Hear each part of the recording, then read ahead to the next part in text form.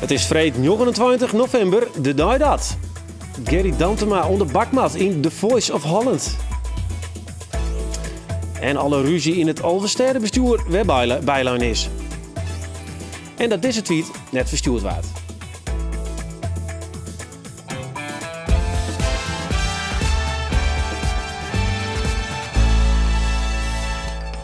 Een heel goeie welkom bij Bient. Met Berbe van den Berg analyseer ik joen de grootste sporters uit de skiertnis. Want wat ha Ronaldo, Marianne Vos, Sven Kramer en al die oren die het heel goed binnen mogelijk ook meer. En de hele week zie je weer naar de depressie op een klaai, de beertjoegen van West. Maar ik joet blijkt weer dat die klaai volle meer een voedingsbodem is van goede zaken. Het mooiste vind ik juist als het echt stil is, dan juist de zeebul erin. En vogels. En ja, niks eigenlijk.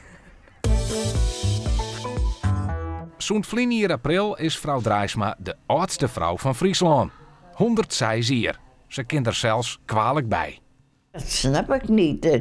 Ik snap niet dat het kan, maar ik weet niet dat ik het kan. U bent het wel. Ja. Je loopt veel, je gaat iedere dag eigenlijk als het mooi weer is. Ja, altijd, ja. Als het mooi weer is, ga ik vast eruit. Drink je nog wel eens een borreltje of een glaasje Ja, wijn? ook wel, ja. Ook En wel. rook je nog wel eens een sigaretje met ook Trudy? wel, ook wel. Ja, prachtige beelden win dit. Uit archief van Geertruide Drijsma uit Ljouwert. In 2010 verstoor zij als oudste vrouw van Nederland op een leeftijd van 109 jaar. Nevens eigen zissen, ja, smookte ze dus nog wel eens en nam ze ook nog wel eens even een slokje. Persoonlijk zoek ik je vertekenen, 109 jaar. Jou ook? Absoluut. Ja, waarom? Nou ja, op die manier gezond oud worden kennen. Ik denk dat dat is wat we alle keer wel willen, toch? Ja. Als onderzoeker ben jou, Siska Wiemega, verbonden aan het Lifelines-project. Deze week een bijzondere week. Misschien Joet zelfs wel een bijzondere dag. Want de 164.000ste deelnemer is Joet bij een binnenkamer om uit te doen. Daar praten we eens verder over. Laten we eerst even de feiten over Lifelines op berichtje zetten. Hallo, even Verderburg. Mag u meelopen? Lifeline is een groot medisch onderzoek in Noord-Nederland. Werd 164.000 mensen om mij door. De beetje eruit en haal hem diep in. Het doel daarvan is uitvinden waar toch de ene zo'n oud wordt en de oren net. We weten dat het genenpakket een rol speelt. En ik de omjouwing werd in een grut invult. En verzels je manier van leven, de leefstijl. Verder binnen er een soort indianenverhalen over wat wol en net zoen is. Daarom is het zo interessant om u te vinden wat nou krijgt die factoren binnen die de meest beschermend voor onheil op oude leeftijd. Want als we dat in je keer weten, dan kan elk in principe naast huppelend 120 worden. Dat mag mee. Dank u wel. Bedankt voor de deelname en tot de volgende keer. Huppelend 120 worden, dat is wat je krijgt zo, Waard. Ken dat? Nou, misschien dat het wel kan. Maar ik denk wel op dit moment meer geïnteresseerd ben om te weten hoe kan het nou dat we gezond ouder worden en net te lang ziek binnen voordat we overlijden. Ja, want dat is net noffelijk, denk ik, 120 jaar wezen en dan vervolgens oren mensen net maar om je heen hebben geen familieleden. Ja, en ik denk wat nou gebeurt is, mensen zijn toch vaak wel lang ziek of langere tijd, hebben ze last van al je ziektes voordat ze overlijden. En als je dat uitstellen kunnen, ik denk dat dat heel prachtig is. Ja, nou, daar is dat Lifelines onderzoek dan echt mooi voor opruchten. Doe je zelf trouwens mooi? Ja, ik doe zelf ook mee. Ja? Hoe lang zit je er al in de database? Ik denk een uur of 3 of 4 jaar. En wat was de reden voor jou? Nou, 2 redenen. Ik vond, omdat ik er onderzoek kon doen, ik belangrijk om te weten wat het nou betekent voor mensen die mij doen. En wat is de belasting daarvan?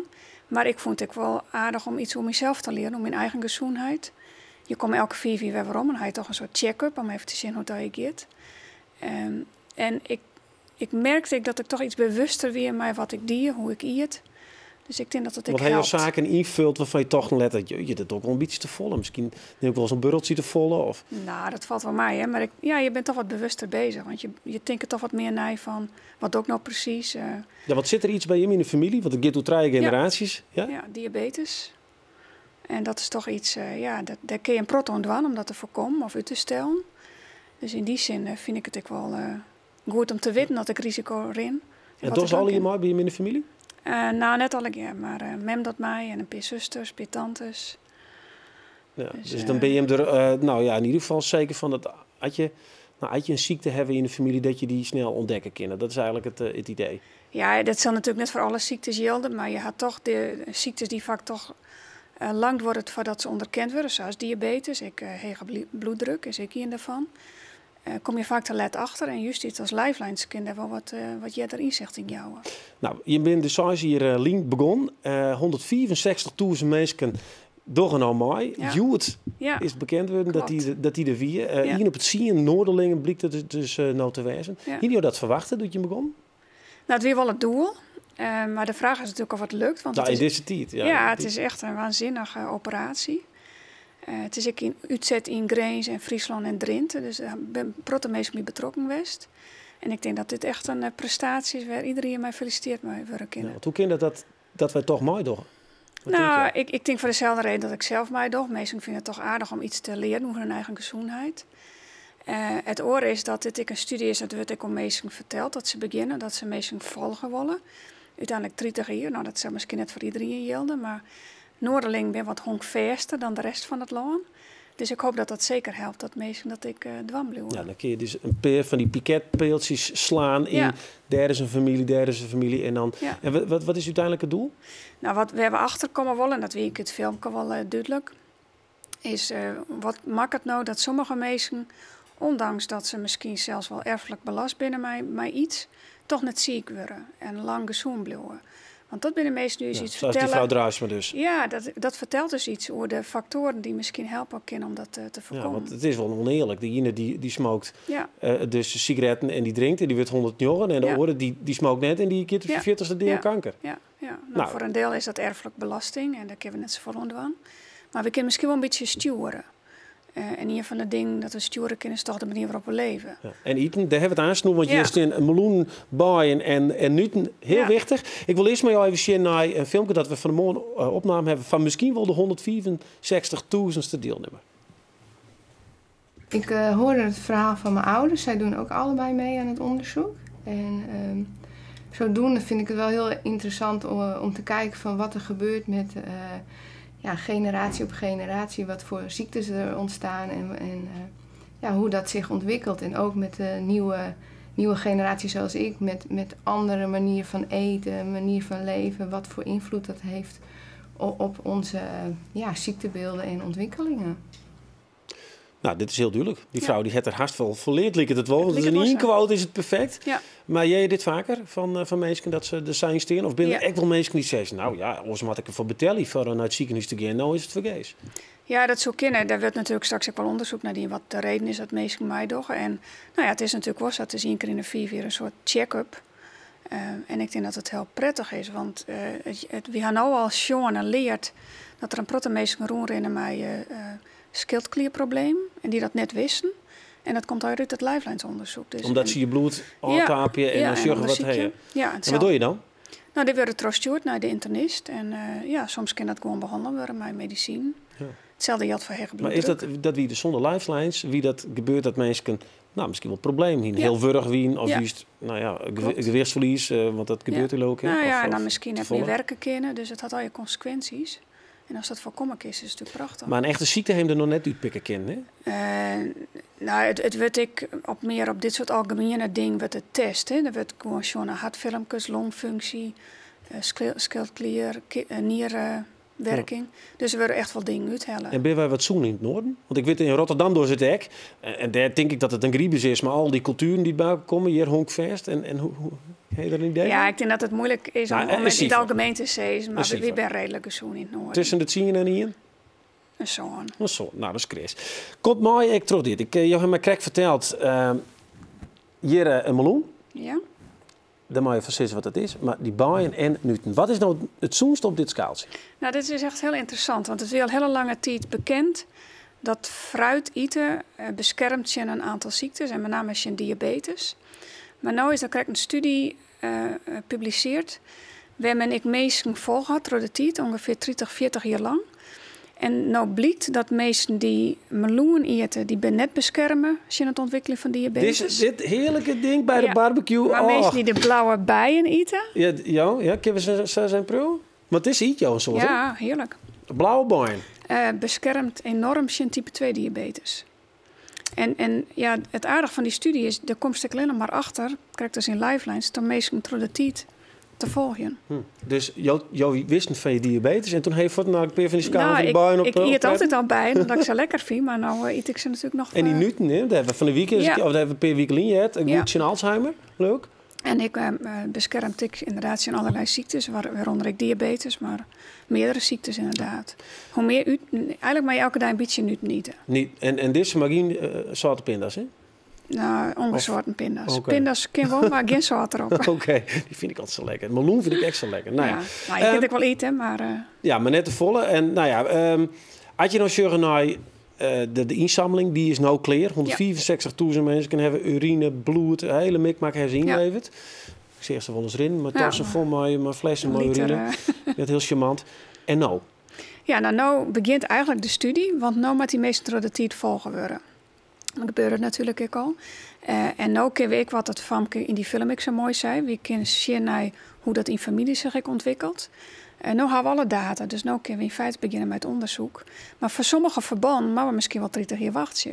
Voor oren is het misschien wat kwatter bij. Maar ja, nou gaan een protonderzoek. Wat denk je dan, wat kwatter dichterbij is? Nou, ik denk dat we nou... Er zitten natuurlijk al mensen in die toch wel ziektes hebben. Er zitten mensen in met diabetes. Dus we kunnen nou wel als je... Wat is nou het verschil tussen mensen die wel en geen diabetes krijgen? En zit er ook iets in dat erfelijke materiaal die dat misschien verklaren kan? Mag ik dit skaaltje in jou, Marjan? Nog mij zeker. Die is heel lekker vinden. Tegen dank. En succes, dan komt het hier. Dank je wel. Mooi. Ja, november. We hebben het de hele week er al over. Het is eens net de mannen. Oh, je mag wel zitten blijven. Nee, blijf maar lekker zitten. Ja, november. Het is eens net de mannen, maar de meeste aanleiding. Geen mooi waar, geen feesten, geen zinnen. Ja, wat moet je nou doen om de tijd terug te komen? Elkaar opzieken in de stad of theater kan heel smoek wezen. Of juist thuis blijven. Binnen, lekker bij de kachel. Om de stilte te ondergaan. Cameraman Jan Bensliman en verslagjouwer Bart Kingma lutsen de lezen aan en doeken de depressie in. Op ziek naar het contrast tussen de broezende drokte van het theater en de stilte van november.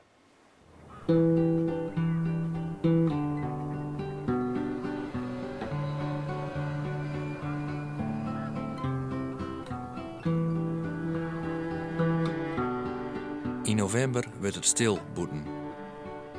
De graaidvogels zijn voort. Het vee is op stal, boeren ben klaar, mensen blijven binnen.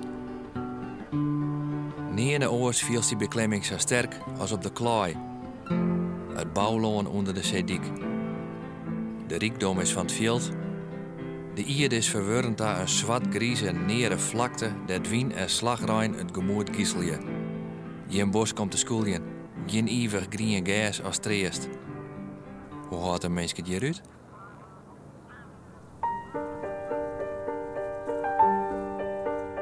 In de literatuur tilt het op van verhalen over mooie jonge vrouwen die het voorkomen van eenzaamheid in de negorij.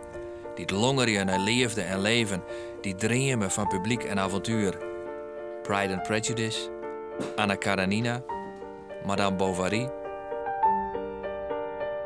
Hoe vaak treedt u op? 3-4 keer in de week. Volle zeelen? Ja, dus het is altijd bomvol. Het gaat een hele jonge om mensen? Ja. En dan komt je hier? Ja, gelukkig al. Ja, dat is altijd een grote beker van rest.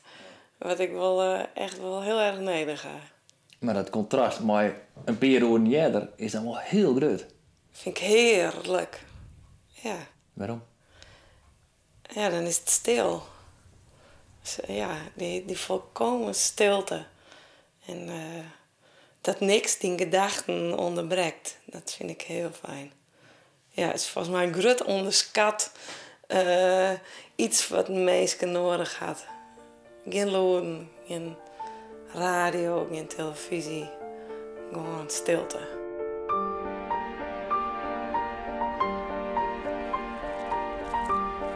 De stilte als levenselixer voor de actrice.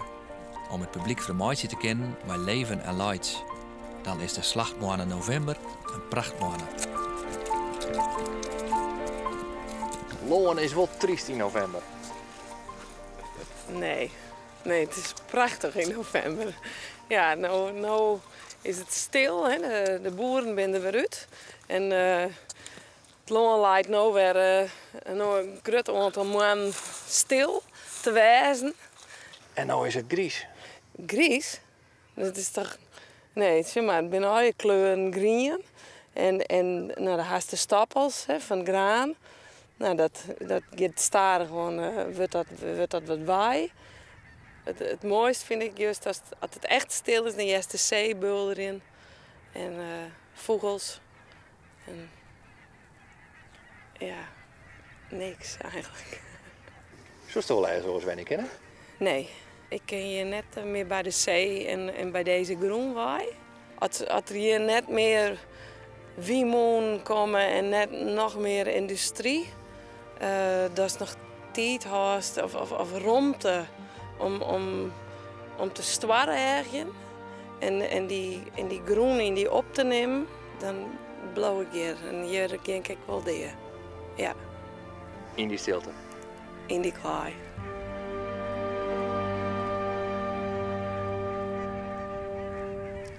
Ja, wil je deze prachtige regen en al die orenverhalen die we maken, hebben we nog eens waarom zien? Zoek dan even op onze website, dan kun je het waarom vinden, of op Facebook.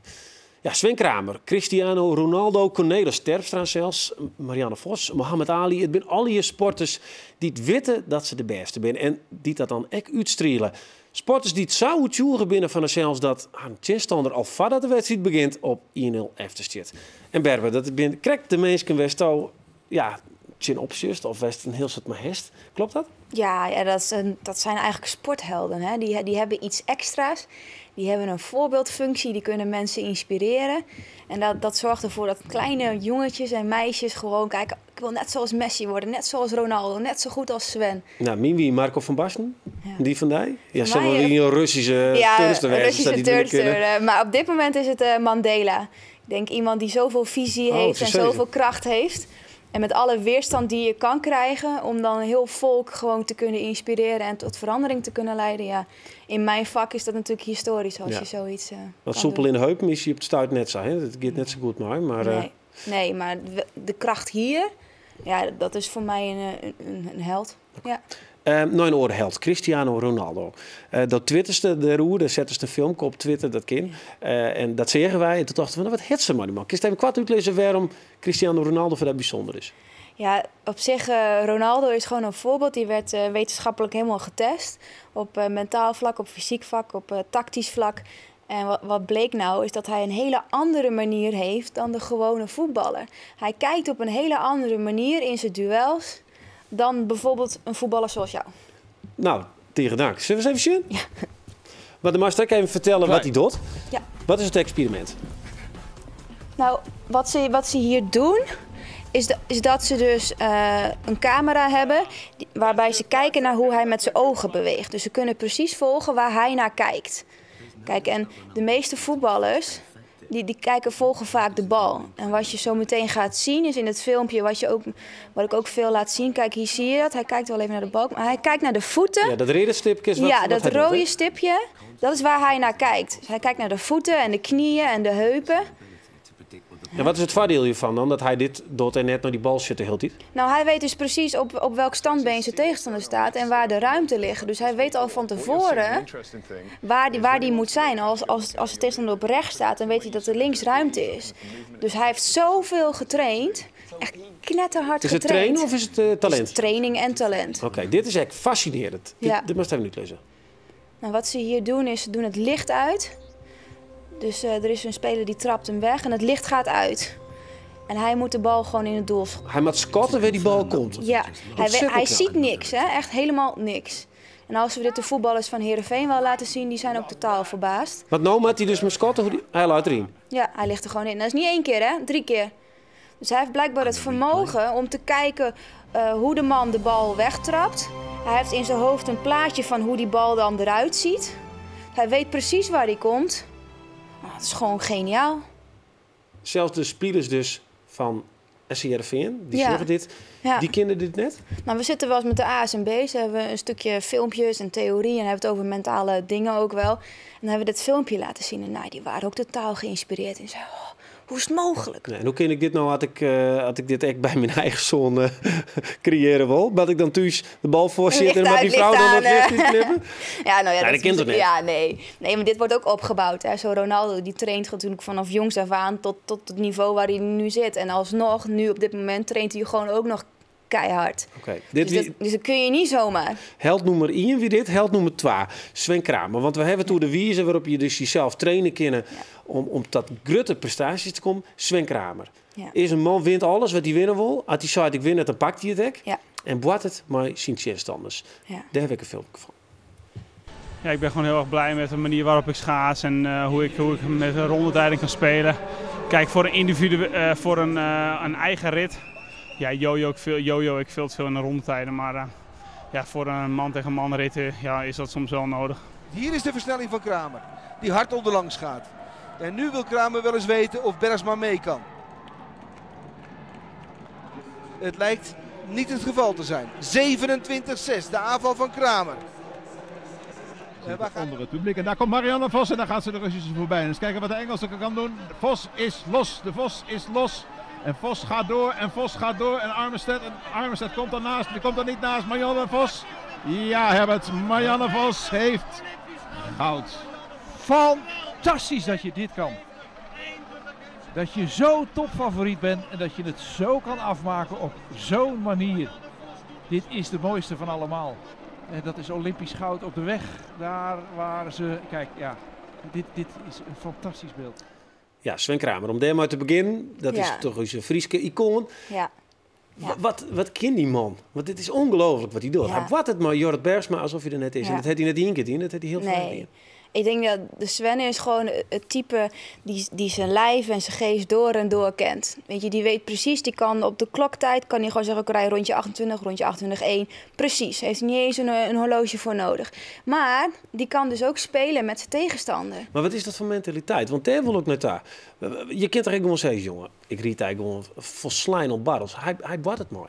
Hij speelt ermee. Waarom doet hij dat? Want zij wordt ook wel eens als arrogant betiteld, omdat hij dit soort dingen doet. Zo van, ik ben altijd de sterkste. Ja, nou, ik vind het heel mooi, want dit is een wedstrijdkiller die gewoon iedereen afmaakt. Weet je, het is niet goed om alleen van jezelf te winnen, maar je moet ook nog wel even een punt daarachter zetten. Ik ben de beste.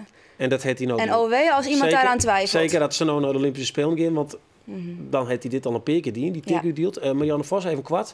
Woen wol wedstrijden, maar heel vaak twadden. Ja. En in één keer omslag in 2012. Ze wint de wereldkampioenschap en daarna dit, Olympische Spelen. Wat is er bij haar gebeurd?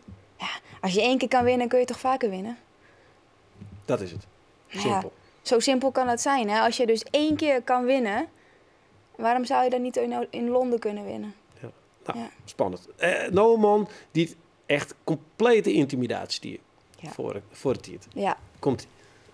Okay, sucker, I'm backing up in the ropes, and I want you to take your best shots. And I just stood there. Come on, show me something. Show me something, kid. You're not doing nothing. You're just a girl. Look at you. You ain't got nothing. Ali continues to talk. Foreman tries to deliver some shots to the body. And I made him so angry. He just beat himself out. He was so tired. He was flaying and just fall on the ropes. I said, man, this is the wrong place to get tired.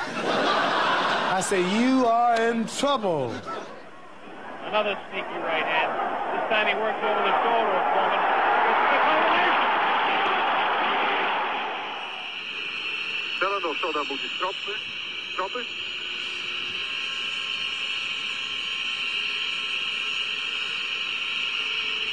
En Van Breukelen schijnt te zeggen van, ik heb jouw rekening nog gebeld of zo.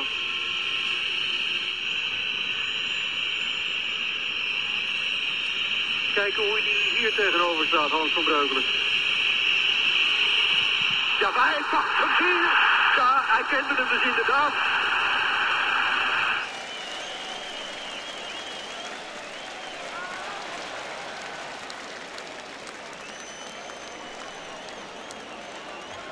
Ja, we draaien verschillende zaken. We moesten 2 keer laten zien. 1 keer nog Yes van Breukelen. Ja. Maar Mohammed Ali, dat is echt dat is intimidatie op een psychologische wijze. Hè? Ja, kijk, als je al zoveel zelfvertrouwen hebt en ook zo goed om kan gaan met druk. Hè, want hij legt zichzelf niet alleen druk op. Hij vraagt eigenlijk de media ook nog om hem topfavoriet te maken. En nou, ik ga jou nog vernederen ook nog. Nou, als je een sporter gewoon in zijn hart raakt en je wil hem vernederen, totaal afmaken en het dan ook nog doen. Dat is geweldig. Dat inspireert, hè? Ja. Slaven van Breukelen even kwart nog een woordje over Cornelis Terpstra. Ja. Strieken, rustig blijven. Ja. Nou, weet je, Terpstra is ook wel een bijzonder verhaal, hè? In klavertje 4, alles voor elkaar, alles gewonnen wat hij maar kon. En vervolgens, blessure, kon eigenlijk niet meer in zijn sport meer deel kunnen nemen. Weet je, hij had niet meer kunnen kaatsen. Artsen zeggen dat. En vervolgens dit jaar staat hij in de finale. Maar hij wint hem net. Nee. Maar als jij niet meer kan lopen, als artsen tegen jou zeggen, jij mag niet meer, jij kan niet meer sporten in hetgene waar je zo goed in bent. En om dan vervolgens in die finale te staan. Ja. En dan toch laat je kind om zijn strieken. Ja. Fantastisch. Hey, bedankt. Mooi om die fragmenten weer even te zien. Oké, dit wie bient. Wij wensen je een heel noffelijk weekend. Wat binnen man die weer. Ontaan.